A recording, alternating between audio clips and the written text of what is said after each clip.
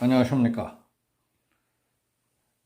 이재명은 건망증을 빙자해서 사람을 고문치사한 범죄자에게 공천을 주려다가 들통이 나는 바람에 취소시켰다고 합니다. 그 자세한 내용을 전해드리겠습니다.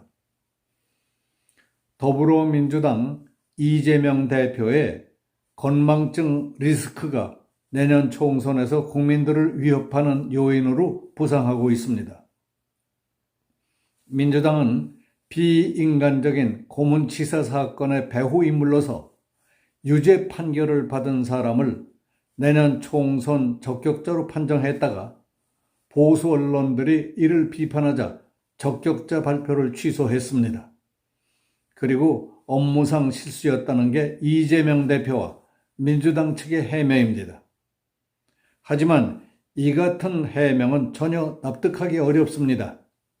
왜냐하면 문제의 인물은 이재명 대표와 오랜 세월 동안 함께 활동해온 측근이었기 때문에 그가 범죄자였다는 사실을 몰랐을 리가 없다는 것입니다.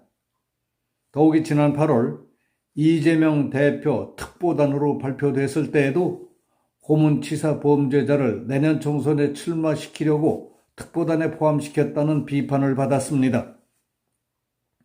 결국 건망증을 빙자해서 살인 범죄 전력이 있는 측근을 공천하려던 것이 이 대표의 전략이라는 비판을 피하기 어려운 상황입니다. 그런 범죄 전력자들이 국회에 들어가게 되면 정치가 더 폭력화, 양극화되고 건전한 정책 논의는 점점 설 자리를 잃을 수밖에 없습니다. 국민 입장에서는 이재명의 건망증 때문에 최악의 인물을 국회의원으로 선출하게 될 위험에 노출된 셈입니다. 이 일로 이재명의 건망증으로 위장된 국민 기만 전략이 내년 총선의 최대 리스크라는 지적이 전혀 어색하지 않게 되어버린 겁니다. 문제의 인물은 정의찬 당대표 특보입니다. 민주당 중앙당 공직선거 후보자 검증위원회는 2차 검증을 통해 내년 4월에 실시되는 22대 국회의원 선거 예비 후보로 등록할 수 있는 적격 판정자 95명의 명단을 지난 14일 발표했는데 정의찬 특보의 이름이 명단에 포함됐습니다. 그러나 검증위원회는 하루 만인 지난 15일 그 전날 적격자로 발표했던 전남 해남군, 완도군, 진도군의 정의찬 시인청자에 대해 다시 부적격으로 의결한다고 발표했습니다.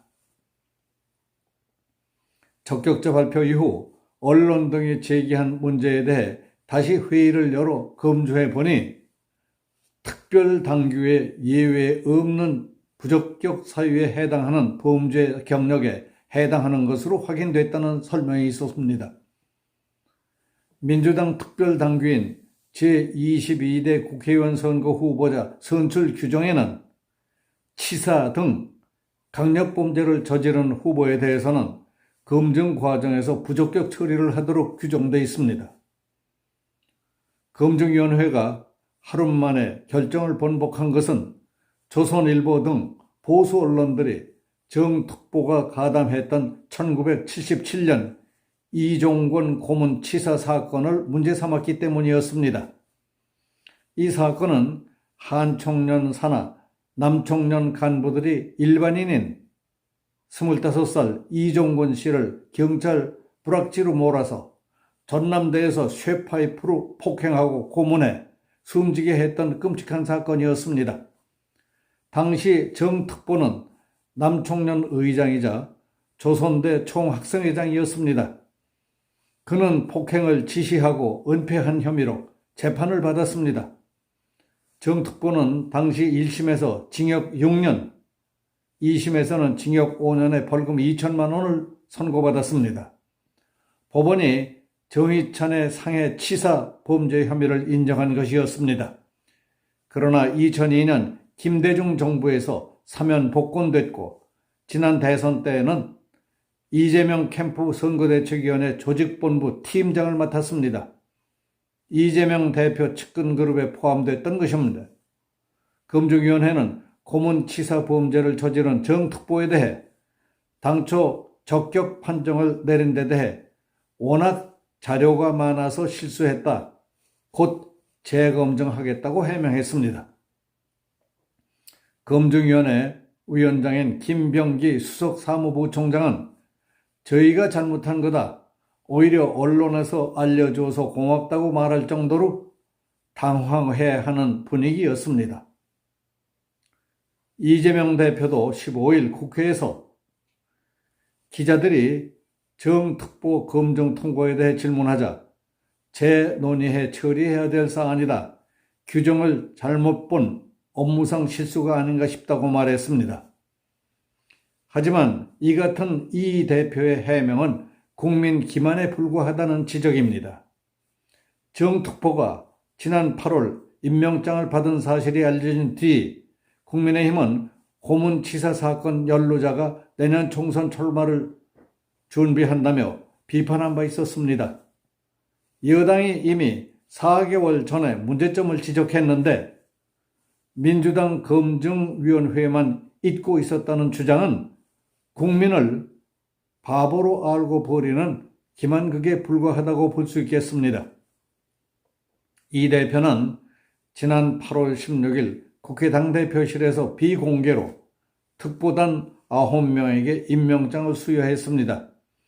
그 9명의 특보단에는 정의찬 전 경기도 수원 월드컵 경기장 관리재단 사무총장의 이름이 포함되어 있었습니다.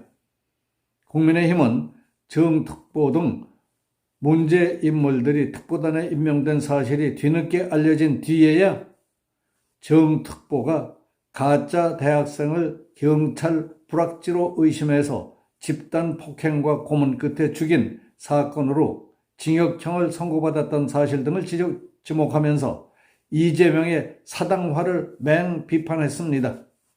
국민의힘 이양수 원내수석 대표는 지난 8월 22일 국회에서 열린 당 최고위원회에서 이재명 대표의 사당화가 의심받고 있는 상황이다. 총선 경선 시기에 맞춰 수여하는 모습을 보니 참으로 개탄스럽다고 꼬집기도 했습니다. 윤희석 국민의힘 선임 대변인은 16일 논평을 통해 이재명 대표가 경기도지사였던 지난 2021년에 정 씨를 수원 월드컵 경기장 관리재단 사무총장으로 임명했다가 고문치사 사실이 알려져 4개월 만에 사임한 전력이 있는데도 이를 몰랐다고 하는 것은 거짓임이 분명하다. 정의찬 씨뿐이겠느냐? 이 대표를 등에 업고 친명이라는 이유만으로 개딸들의 환호를 받으며 수많은 범죄자와 파렴치한들이 국회의원이 되기 위해 날뛰고 있다고 맹공을 퍼부었습니다. 정특보에게 고문치사 사건은 낙인처럼 따라다녔는데 민주당과 이 대표만 그 사실을 종종 망각했다는 주장을 하다니 국민들이 믿을 수 없는 노릇이라고 했습니다. 민주당과 이 대표는 꼬리를 내리고 있지만 당사자인 정특보는 오히려 기세가 지금 등등합니다. 15일에는 국회에서 기자회견을 갖고 민주당 검증위원회가 당 적격 판정을 번복하고 부적격 발표를 한 데 대해 강력 반발했습니다. 정의찬은 공직선거에 출마하는 후보로서 단 한 톨 양심의 가책이 있었다면 아예 시작도 하지 않았을 것이다. 1997년 치사 사건 관련 폭행 현장에 나는 있지도 않았고 폭행을 지시하지도 않았다. 광주 전남 지역 학생운동을 이끌던 책임자로 양심에 따라 법적, 도덕적 책임과 의무를 다하고자 했을 뿐이다. 당시 학생운동 문화가 그랬다고 변명을 늘어놓았습니다. 사법부가 고문치사 사건을 지시하고 은폐한 혐의로 5년 실형을 선고했음에도 불구하고 고문치사라는 비인도적 범죄 행각이 자신과는 전혀 관계가 없다는 냉혈한 적인 사고방식을 거침없이 드러냈습니다. 남청년 간부들이 무고한 민간인을 고문하면서 때려 죽인 범죄 행각을 벌인 데 대해 남청년 의장이었던 정특보 자신이 아무런 책임도 양심의 가책도 없다는 논리를 펴는 것이었습니다. 사람이 생 고문을 받다가 죽은 것은 엄연한 사실입니다. 따라서 자신의 부하인 남청년 간부들의 고문 살인에 대해 책임이 있지만 자신은 일말의 양심의 가책도 느끼지 않을 만큼 순결하다는 정특보의 논리는 살벌할 정도였습니다. 이처럼 일체 반성도 없고 도덕심조차 마비된 인물에 대해 공천을 주려 했던 이재명 대표도 문제지만 지난 2002년 김대중 정부가 사면 복권 조치를 취한 게 근본 문제라는 지적도 점점 거세지고 있습니다. 자신의 범죄에 대한 통렬한 반성이 전제돼야 할 사면 복권이 범죄 혐의를 부인하고 양심의 가책조차 느끼지 못하는 인물에게 주어짐으로써 국민적 재앙을 키웠다는 비판의 소리가 높습니다.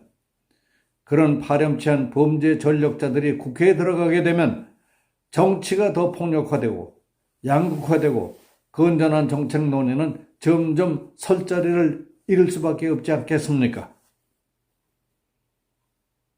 여기서 마치겠습니다. 감사합니다.